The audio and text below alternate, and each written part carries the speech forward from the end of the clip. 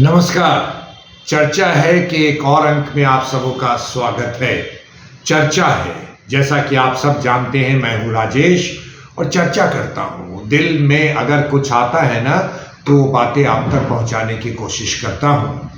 युवाओं के साथ भी लगातार काम करता रहा हूं, कम्युनिकेशन के क्षेत्र में काम करता हूं। खुद का अपना कम्युनिटी रेडियो स्टेशन, वैशाली का पहला रेडियो स्टेशन रेडियो गूंज भी है। हाँ, अभी फिर से एक बार स्टूडेंट्स ने बीपीएससी एग्ज़ाम को लेकर कुछ प्रदर्शन किया है। एग्जामिनेशन कैंसिल कराने की बात की है। मामला कुछ भी हो, ज़्यादा हम गहराई में नहीं जाना चाहते। स्टूडेंट के इन मामलों को कुछ कोचिंग संस्थान के जो संचालक हैं वो हवा दे रहे हैं। हम उन पर भी नहीं जाना चाहते। हम सिर्फ बच्चों से, युवाओं से बात करना चाहते हैं कि आपके माता पिता जो घर पर बैठे हैं, है ना, उनकी बहुत सारी अपेक्षाएं हैं आपसे। आपको हर महीने पैसे भेजते हैं। महीने के 2, 3, 4 तारीख तक अगर पैसा ना आए तो बहुत मुश्किल हो जाती है ना। लेकिन आप भी ये जानते हैं कि गांव घर में रहने वाले जो पेरेंट्स हैं हमारे, कितने मुश्किल से कैश जुगाड़ कर पाते हैं। गांव घर में खाना खिला देना, सामान ले लेना या इस तरीके की चीज़ें आम है, लेकिन कैश हर महीने नियमित रूप से अपने बच्चों की पढ़ाई के लिए शहर में भेजना एक बहुत बड़ी मुसीबत है ज़्यादातर लोगों की। वैसे में भी अपना पेट काट के हर महीने, पटना में अगर आप रहते हैं, है ना, तो कम से कम 7, 8, 9 हज़ार रुपये की ज़रूरत तो हर महीने पड़ती है। ये पैसे कहाँ से आते हैं? आपके माता पिता कहाँ से ला कर देते हैं? कभी आपने सोचा है? सोचा है आपने? नहीं सोचा ना, सोचिएगा। और तैयारी जहाँ तक करते हैं कंपटीशन का, 1 साल, 2 साल, 3 साल, 4 साल तक आप पटना में लगे बैठे हैं। इस इंतज़ार में कि कब आपका रिज़ल्ट सफल हो जाए, आप हंसते खेलते घर पर जाएं, और इसी दिन की आशा में आपके माता पिता लगातार आपकी मदद के लिए खड़े हैं, चाहे उन्हें कितना भी सेक्रीफाइस करना पड़े। मैं नज़दीक से जानता हूँ जिन्होंने ज़मीन बेचकर आपको पैसे भेजे हैं शहर में।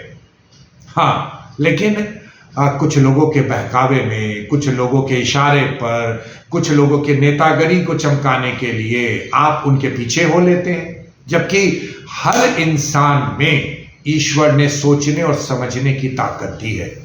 आयोग की स्थापना कब हुई? 50 साल तो हो ही गए होंगे, 40 साल हो गए होंगे। अब तक तो इस तरीके की चीजें नहीं होती थी। इधर के दिनों में ऐसा क्यों हो रहा है, ये बताइए आप हमें। सोचिए रुक करके।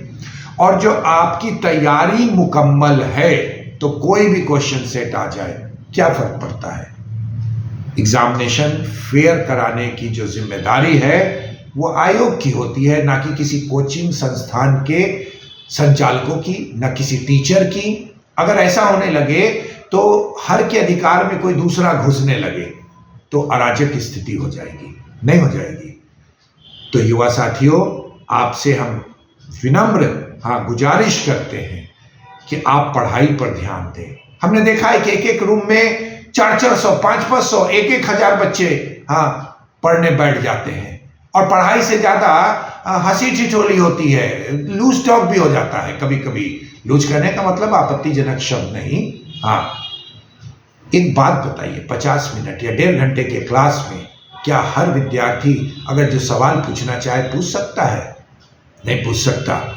बहुत सारे लोग तो जस्ट सब जा रहे हैं, भीड़ का हिस्सा बन जाते हैं। भीड़ जा रही है, अच्छा। ठीक है, सारे लोग ऐसे नहीं हैं। सारे लोगों के यहाँ ऐसी स्थिति नहीं होती है। हम उन पर, किसी पर नहीं टीका टिप्पणी करना चाहते हैं, ना कुछ कहना चाहते हैं। लेकिन एक पुत्र का पिता होने के नाते, मैं भी एक पुत्र का पिता हूँ। आपसे ये गुजारिश युवा साथियों करना चाहते हैं, आप अपनी पढ़ाई पर जोर दें। कोई भी राजनीतिक पार्टी के नुमाइंदे अगर आपके मूवमेंट को सपोर्ट कर रहे हैं ना, तो भला आपका नहीं चाह रहे हैं, वो अपनी रोटी सेक रहे हैं। पिछले दिनों यही हुआ, कुछ लोगों ने आमरण अनशन कर दिया।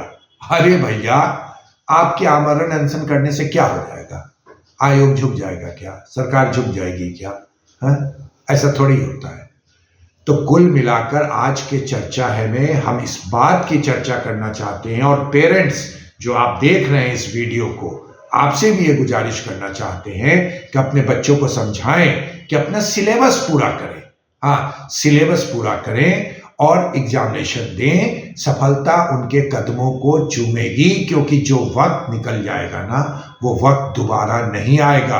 आपके गार्जियन माता पिता भी है ना, जिंदगी भर आपके सपोर्ट के लिए नहीं रहेंगे, है ना। इसलिए अपनी पढ़ाई पर, और हमने देखा है कि जहां जहां क्वेश्चंस आउट होते हैं, अगर हो जाते हैं किसी कारण से, तो आयोग उसको कैंसिल कर देता है सेंटर को। तो इन चीज़ों पर ध्यान ना दें, हर लोग अपनी जिम्मेदारी खुद निभाएं, और छात्रों की जिम्मेदारी है कि वो अच्छे से तैयारी करें, एग्जामिनेशन दें और सफल हों। All the best.